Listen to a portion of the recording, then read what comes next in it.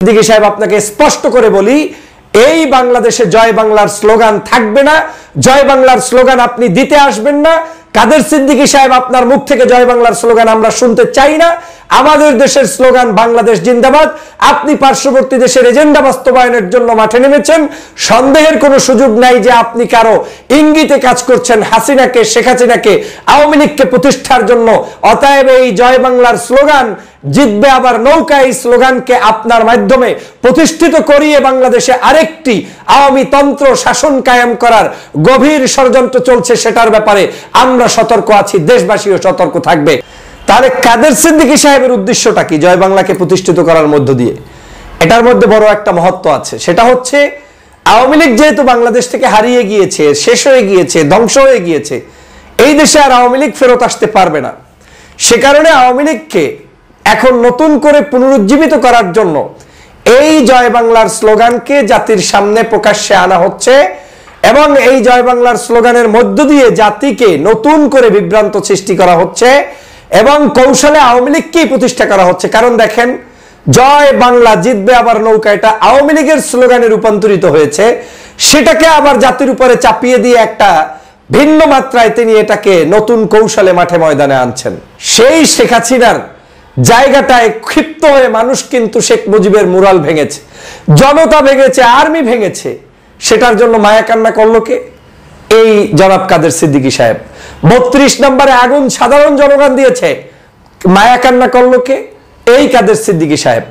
বাংলাদেশে এখন নতুন করে আওয়ামী লীগকে আবার মাঠে আনার জন্য মায়া কান্না করছে কে? এই কাদের সিদ্দিকী সাহেব। এবং জয় বাংলার স্লোগানকে আপনি কাইন্ডলি বাংলাদেশের স্লোগান, মুক্তিযুদ্ধের স্লোগান এটা বলতে যাবেন না। আর কবর ছুঁয়ে শপথ করে এই স্লোগান প্রতিষ্ঠিত করা আপনার কাছ থেকে জনগণ চায় না। আপনার এই বক্তব্য জনগণ ঘৃণাভরে প্রত্যাখ্যান করে। বাংলাদেশের স্লোগান যদি হয় বাংলাদেশ জিন্দাবাদী আমাদের স্লোগান, বাংলাদেশের স্লোগানই যদি হয় বাংলাদেশ জিন্দাবাদী আমাদের স্লোগান থাকবে এবং এই স্লোগানই আমাদের জীবন, এই স্লোগানই আমাদের। অতএব আপনি যে কথা বলছেন কাদের সিদ্দিকী সাহেব, জয় বাংলার স্লোগানের জন্য মা বাবার কবর ছুঁয়ে শপথ করলেন জনাব কাদের সিদ্দিকী সাহেব। সাম্প্রতিক সময়ে তিনি বলছেন জয় বাংলার স্লোগান হচ্ছে স্বাধীনতার স্লোগান, জয় বাংলার স্লোগান হচ্ছে বাংলাদেশের স্লোগান, জয় বাংলার স্লোগান এখন থেকে উনি দিবেন এবং উনি এখন থেকে বাংলাদেশের প্রত্যেকটি মানুষকে এই জয় বাংলার স্লোগানে উদ্বুদ্ধ করবেন। কিন্তু আসলেই কি জয় বাংলা মানুষের স্লোগান? আসলেই কি জয় বাংলা স্বাধীনতার স্লোগান? নাকি জনাব কাদের সিদ্দিকী সাহেব জয় বাংলার লোক বলেই জয় বাংলার স্লোগানকে আবার নতুন করে প্রতিষ্ঠিত করতে এসেছেন? আপনারা জানেন জনাব কাদের সিদ্দিকী সাহেব একজন রহস্যময় মানুষ। বাংলাদেশের রাজনীতিতে বিভিন্ন সময় তার বিভিন্ন উক্তি, কটূক্তি, বক্তব্য জনমনে আলোচনা করে, সমালোচনা করে। কিছুদিন আগে ইনি বলেছিলেন যে জামাত শিবিরের সাথে যদি বেহেশতেও আল্লাহ তাআলা নেয় তাহলে আল্লাহর কাছে বলবেন ওই বেহেশতে তিনি যেতে চান না, তথা জামাত শিবিরের সাথে বেহেশতে তিনি যাবেন না। কিন্তু উনি কিন্তু জামাত শিবিরের সাথে বেহেশতে না গিয়েও বাংলাদেশের জনগণের সামনে প্রকাশ্যে জামাত শিবিরের আয়োজিত ইফতার মাহফিলে সরাসরি অংশগ্রহণ করেছেন। আমি তাকে ধন্যবাদ জানাই যে ধর্মীয় উৎসবগুলোতে তিনি যাচ্ছেন, গিয়েছেন, এটাকে ছোট করে দেখার কিছু নেই। কিন্তু ওনার মন্তব্যগুলোকে ছোট করে কিংবা পর্যালোচনা করার সুযোগ আছে। যেই বক্তব্য দিয়ে উনি রাখতে পারবেন না সেই বক্তব্য আসলে ওনার জন্য বেমানান। উনি যখন বলেন যে বেহেশতেও যেতে পারবেন না জামাত শিবিরের সাথে, তাহলে সেই জামাত শিবিরের ইফতারে উপস্থিত হওয়াটা নিশ্চয়ই রহস্যময়। আমি সাধুবাদ জানাই জামাত শিবিরকে যে তারা তাদের উদারতার ভিত্তিতে এই বাংলাদেশের যে কোনো ব্যক্তি যখন তাদের ওখানে উপস্থিত হন তারা সেটাকে অ্যাকসেপ্ট করেন, সেটা দাওয়াতের মাধ্যমে হোক কিংবা বিনা দাওয়াতেও যদি কোনো মানুষ এসে থাকেন, কোনো মুসলমানের বাড়ি থেকে, কোনো আয়োজন থেকে, দরবার থেকে কাউকে ফেরত দেওয়া এটা ধর্মীয় দৃষ্টিকোণ থেকে অবশ্যই অসুন্দর। জামাত সেই জায়গায় শিষ্টাচারের পরিচয় দিয়েছে, ভদ্রতার পরিচয় দিয়েছে, আমি সে কারণে ধন্যবাদ জানাই। কিন্তু আমি আজকের যে বিষয়টা নিয়ে কথা বলতে চাই, হঠাৎ করে সেই লোকই আজকের নতুন করে মন্তব্য করছেন যে জয় বাংলার স্লোগানই হচ্ছে আসল স্লোগান, স্বাধীনতার স্লোগান এবং এই স্লোগানকে অস্বীকার করার কোনো সুযোগ নেই। এই স্লোগানের জন্য উনি এখন জীবন দিয়ে দিবেন, এবং উনি ওনার বাবা মায়ের কবর ছুঁয়ে শপথ করে এসেছেন। আমি মূলত এই মানুষটাকে নিয়ে শুরু থেকে আজ পর্যন্ত বিভিন্ন সময় কথা বলেছি। একজন সম্মানিত সিনিয়র সিটিজেন, কোনো সন্দেহ নাই। ভদ্রতা মাধুর্যতা রেখেই তার প্রতি সম্মান রেখে কথা বলা উচিত, কোনো সন্দেহ নাই। কিন্তু লোকটি যখন কথা বলে, সেই কথাগুলোকে আমাদের জাতির কাছে ব্যাখ্যা না দিলেও আজকের সমাজে বিভিন্ন উপায়ে আওয়ামী লীগকে এস্টাবলিশ করার যে সকল মানুষ নেমেছে, তার মধ্যে আমি মনে করি জনাব কাদের সিদ্দিকী সাহেবও একজন হয়ে বসতে পারেন। উনি অনেক আগে, কয়েকদিন আগে বক্তব্য দিতে গিয়ে বলেছিলেন, এই আওয়ামী লীগের আমলে, শেখ হাসিনার আমলে, শেখ হাসিনা ওনাকে অত্যন্ত ভালোবাসেন, তার স্ত্রী শেখ হাসিনার চুল বেঁধে দেন, শেখ হাসিনা তার স্ত্রীর চুল বেঁধে দেন। এক অন্যরকম সম্পর্ক। কখন বলছেন? যখন বাংলাদেশের স্বৈর শাসক হিসাবে, ফ্যাসিস্ট হিসাবে শেখ হাসিনা এস্টাবলিশড হয়ে গিয়েছিলেন। এবং এই ব্যক্তি কিন্তু শেখ হাসিনার সকল কর্মকাণ্ডের সেই সময়ে অন কাইন্ড অফ সাপোর্ট দিয়ে তারপরে রাষ্ট্র ক্ষমতায় টিকিয়ে রাখতে অবদান রেখেছেন।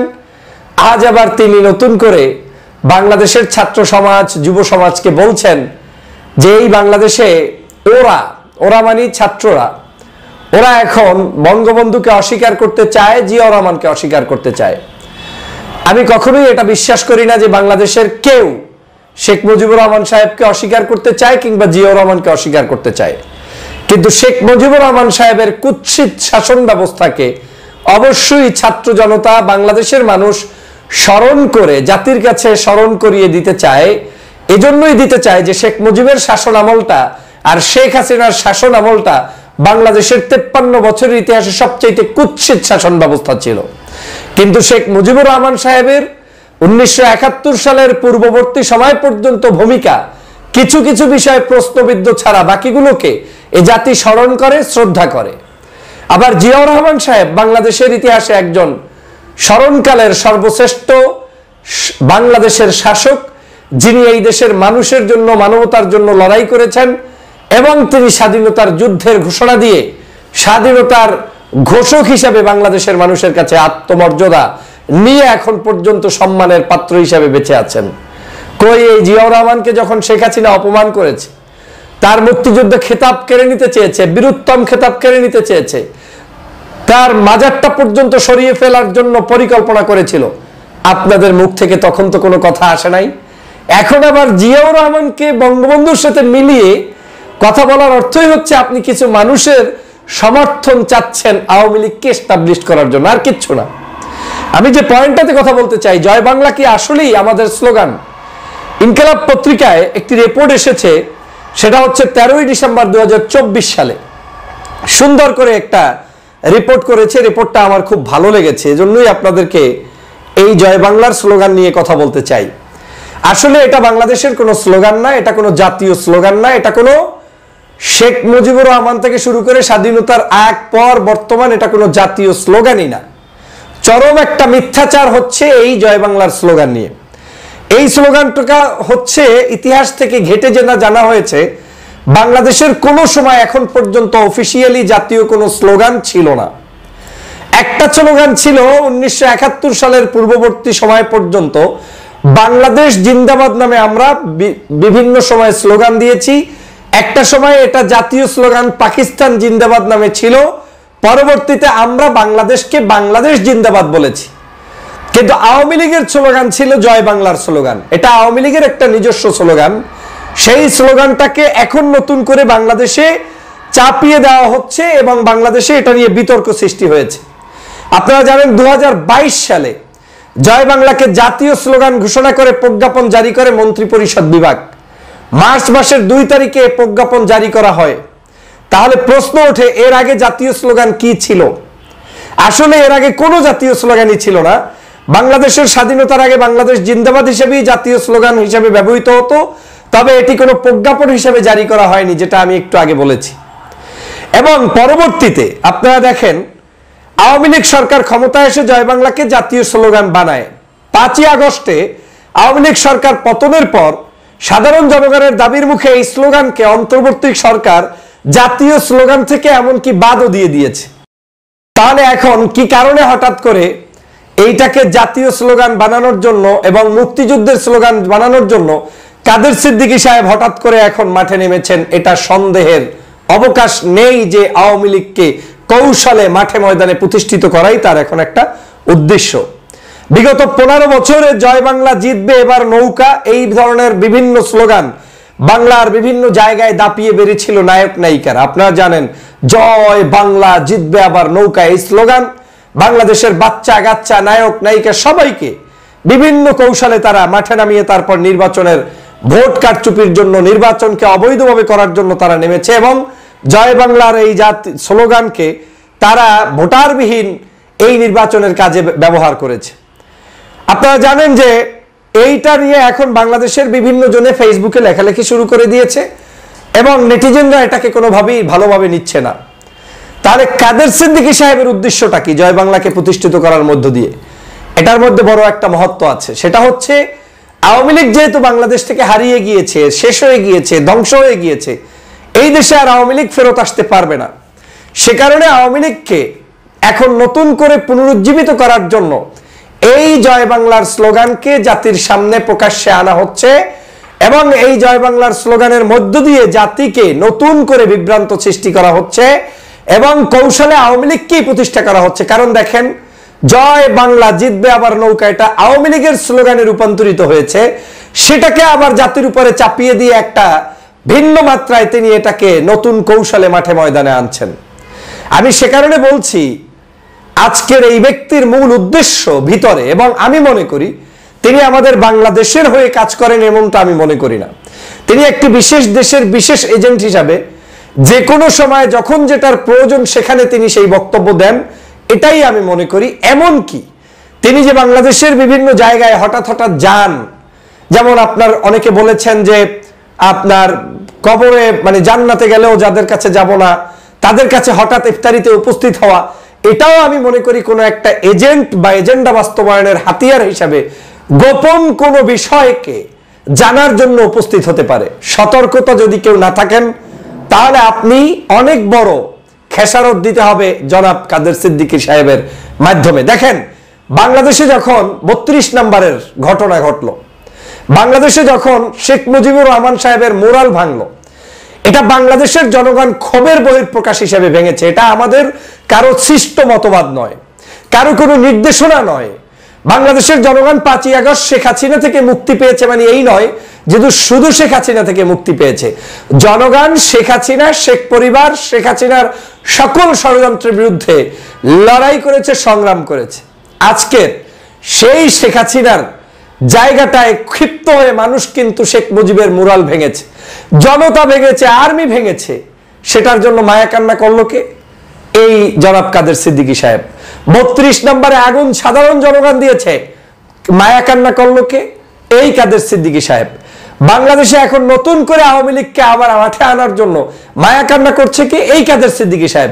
অর্থই হচ্ছে আপনি একটার সাথে আর একটা মিলিয়ে দেখেন, জাতীয় পার্টির জিএম কাদেরের বক্তব্য দেখেন, আওয়ামী লীগ ছাড়া নির্বাচন হবে না, আওয়ামী লীগের মতো এত বড় একটা দল রেখে কোনোদিন বাংলাদেশে কোনো রাজনীতি হবে না। তার মানে জিএম কাদের যে ভারতের মদতপুষ্ট, এটা বুঝতে আর বাকি নাই। ভারত থেকে 24 সালের নির্বাচনে এসে বলল কি নির্বাচনের আগে যে আমার কথা কিছুই বলা যাবে না, সেখান থেকে যদি অনুমতি না পাই, তারা কিছু বললে তখন উনি বলবে। তার মানে গোপন চুক্তি, গোপন বক্তব্য উনি জাতির কাছে বলবে না। কাদের সিদ্দিকীর বক্তব্য, জিএম কাদেরের বক্তব্য যখন সেমিনার হয়ে যাচ্ছে, আপনাকে বুঝতে হবে এই বক্তব্যের মধ্যে বড় ধরনের একটি ইশারা রয়েছে, ইঙ্গিত রয়েছে, কারো না কারো পিছন থেকে পুশ করা রয়েছে এবং এগুলোর মধ্য দিয়ে মূলত তারা বাংলাদেশে আবার আওয়ামী রাজনীতি এস্টাবলিশ করতে চায়।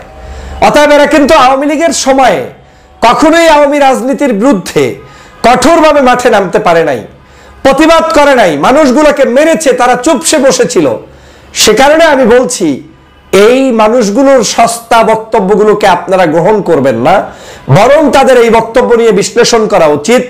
আমি তো বারবার মনে করি কাদের সিদ্দিকী এবং আজকের জিএম কাদের সহ, এই যে জিএম কাদের গতকালকেও কি বক্তব্য দিয়েছে, বিভিন্ন সময় বিভিন্ন ধরনের বক্তব্য দেয়, এমনকি সরকারের বিরুদ্ধেও বক্তব্য দেয়, তারপরেও তাকে গ্রেপ্তার করা হয় না, তার কাছে জানতে চাওয়া হয় না।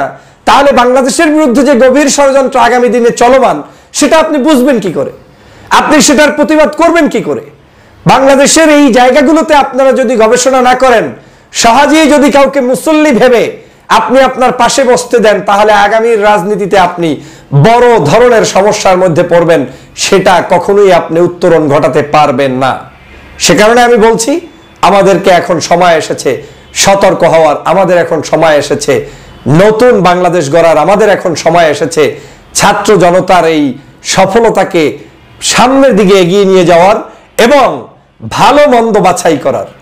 আমি জনাব কাদের সিদ্দিকী সাহেব একজন সিনিয়র সিটিজেন, আপনার প্রতি শ্রদ্ধা রাখি, সম্মান করি, কিন্তু আপনার এই সকল বক্তব্য আমি কখনোই কোনোভাবে অ্যাপ্রিসিয়েট করতে পারি না। এবং জয় বাংলার স্লোগানকে আপনি কাইন্ডলি বাংলাদেশের স্লোগান, মুক্তিযুদ্ধের স্লোগান এটা বলতে যাবেন না। আর কবর ছুঁয়ে শপথ করে এই স্লোগান প্রতিষ্ঠিত করা আপনার কাছ থেকে জনগণ চায় না। আপনার এই বক্তব্য জনগণ ঘৃণাভরে প্রত্যাখ্যান করে। বাংলাদেশের স্লোগান যদি হয় বাংলাদেশ জিন্দাবাদী আমাদের স্লোগান, বাংলাদেশের স্লোগানই যদি হয় বাংলাদেশ জিন্দাবাদী আমাদের স্লোগান থাকবে, এবং এই স্লোগানই আমাদের জীবন, এই স্লোগানই আমাদের। অতএব আপনি যে কথা বলছেন কাদের সিদ্দিকী সাহেব, কাদের সিদ্দিকী সাহেব আপনাকে স্পষ্ট করে বলি, এই বাংলাদেশে জয় বাংলার স্লোগান থাকবে না, জয় বাংলার স্লোগান আপনি দিতে আসবেন না। কাদের সিদ্দিকী সাহেব আপনার মুখ থেকে জয় বাংলার স্লোগান আমরা শুনতে চাই না। আমাদের দেশের স্লোগান বাংলাদেশ জিন্দাবাদ। আপনি পার্শ্ববর্তী দেশের এজেন্ডা বাস্তবায়নের জন্য মাঠে নেমেছেন, সন্দেহের কোনো সুযোগ নাই যে আপনি কারো ইঙ্গিতে কাজ করছেন, হাসিনাকে, শেখ হাসিনাকে, আওয়ামী লীগকে প্রতিষ্ঠার জন্য। অতএব এই জয় বাংলার স্লোগান জিতবে আবার নৌকা, এই স্লোগানকে